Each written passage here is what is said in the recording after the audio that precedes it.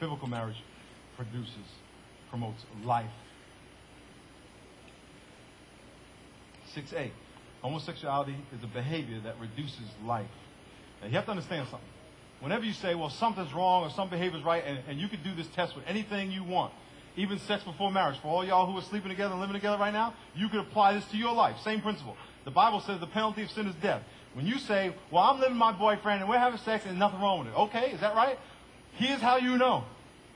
If it's wrong, something will die. Respect for each other, your relationship, your ability to have kids, your health if you get disease, your trust for each other. There's a whole bunch of stuff that will die, that can die.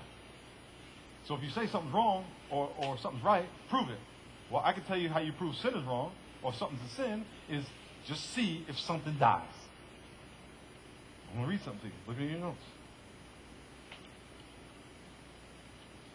1.4% of women, 2.8% of men are gay, yet they account for 70% of HIV.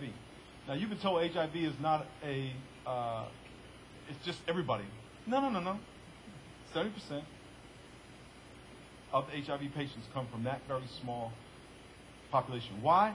Because the behavior is dangerous. The behavior is dangerous. Ask any physician. End of story.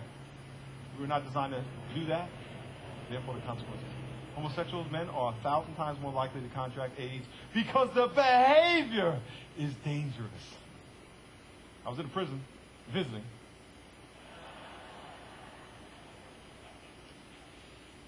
And the guard came to me and said, we were talking about why these fences were through the big yard where they were. I said, why? How come you don't just have a big field? Why do you have fences? They said, well, we had some inmates recently attack the guards and they stabbed them with knives that were dipped in feces.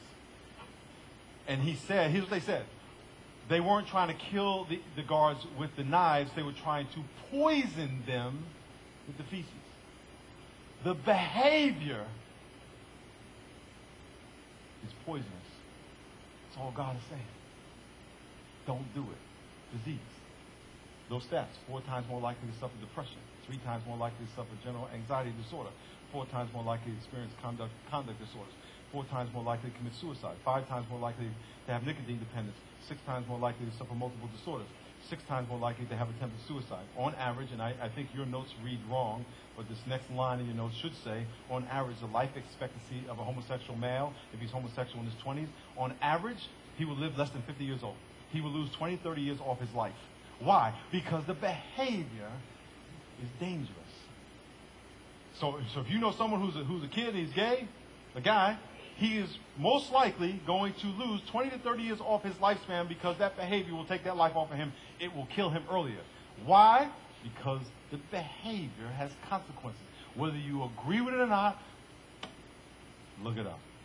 And all God is saying is don't do it. It's not like he even has to do anything to anybody. It's just the way it is. It's the way your body's going to respond. Look at number 7. Now, your number 7 says wrong, but let me read number 7 to you because your lesson plan is wrong. Number 7 says, marriage and the image of God was given to the